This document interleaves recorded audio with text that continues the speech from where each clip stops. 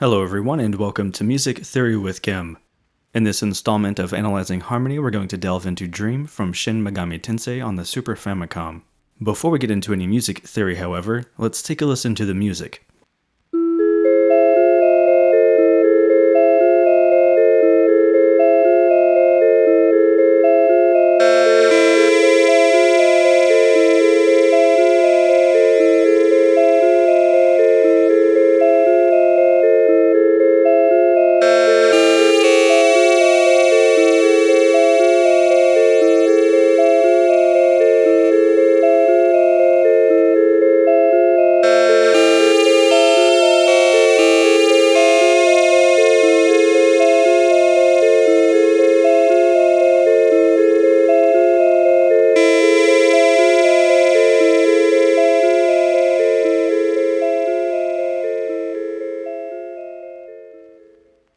This theme is rather simple in design in that it possesses only a one-measure ostinato that repeats throughout, and a melody that is structurally very simple to follow.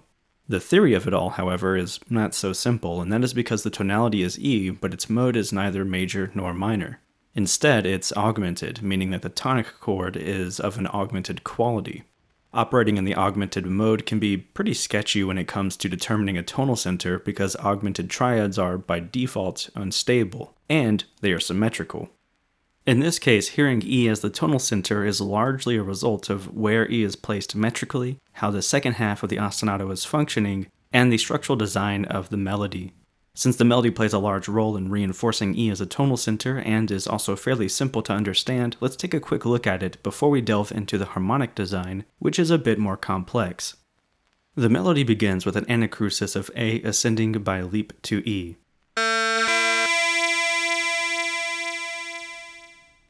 In the next phrase, A overshoots E and lands briefly on G before stepping down to F sharp.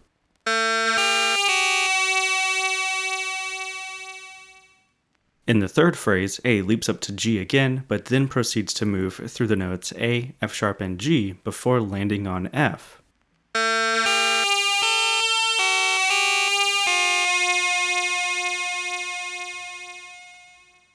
And once F has almost completely faded out, we then return to E. Structurally, this melody can be reduced to simply E ascending by step to F sharp, and then chromatically descending through F natural back to E. All of the other notes are simply embellishing. A embellishes each of the phrases by being a pickup note leading into the following measure, and when G appears, it is used to delay the arrival of the structural tone. In the second phrase, this delay is simply a single beat, but in the third phrase, G itself is prolonged by its neighbor tones, A and F sharp, before it releases to the structural tone, F. So altogether, we really don't go that far from E, and we can even say that F sharp and F are simply prolonging E on a larger scale. F sharp is an upper neighbor tone of E, and F is chromatically embellishing its descent back to E.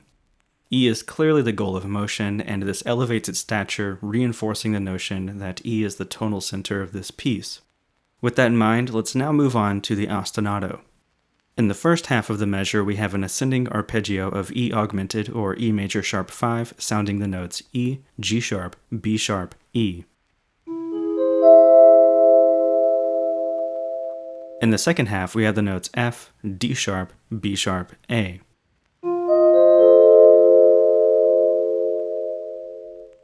At first, this probably looks like a rather strange collection of notes, but if you're familiar with augmented sixth chord theory, then you might recognize that this is a spelling variant of what's often referred to as a German augmented sixth chord. Spelled like this, it can be referred to as a doubly augmented fourth chord, which is in reference to the way B sharp relates to F. Another name of this variant is the Swiss augmented sixth. Of course, it should be noted that the doubly augmented fourth chord is typically not used in this manner. But that does not mean that its use here is invalid, it simply means it is atypical. Now it can be suggested that this is a pitch collection of an F7 chord, which would inharmonically respell D sharp and B sharp as E flat and C respectively, but this is not how a major minor seventh chord works. And though a major minor seventh chord can have multiple functions, this is very clearly following the principles of an augmented sixth chord, which is established by F and D sharp resolving in contrary motion to form an octave of E. And B sharp is a common tone with E augmented, and the use of C would be superfluous based on the chord's function.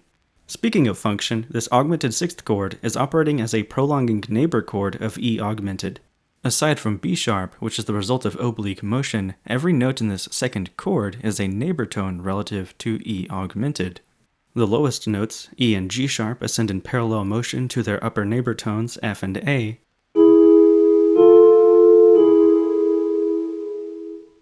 and the highest voice E descends to its lower neighbor tone D sharp, creating contrary motion in relation to the aforementioned parallel thirds.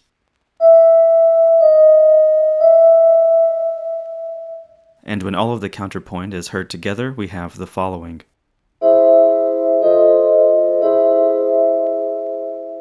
And really, that's all there is to this theme.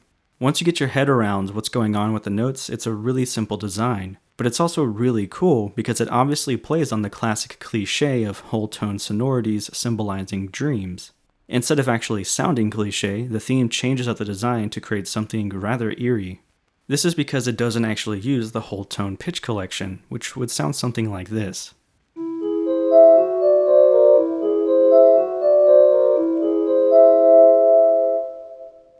Instead, it opts to use semitones, only the use of semitones isn't symmetrical, like say the augmented or inverted augmented scales, which are designed with approach tones either below each chord tone of the augmented triad or above, like the following two examples.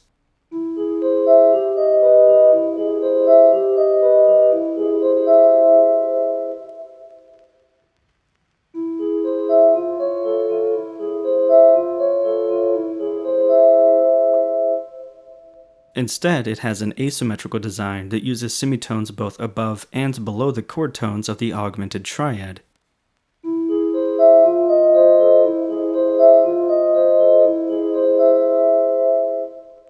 Also, when the melody enters, it doesn't try at all to produce any sort of whole tone or augmented sonority. It's simply interested in creating tension and release. All in all, here's a rather peculiar theme that shows you how to approach setting music in an augmented modality while also managing to create a sense of tonality. It is of course not your typical tonality since it is inherently unstable to our ears, but it is certainly a type of tonality, at least an implied tonality. This is very similar to how Debussy hints at a tonal center in his second prelude, which is predominantly built with the whole tone scale. Anyways, with the analysis in mind, let's take another listen to Dream and then bring this episode to a close.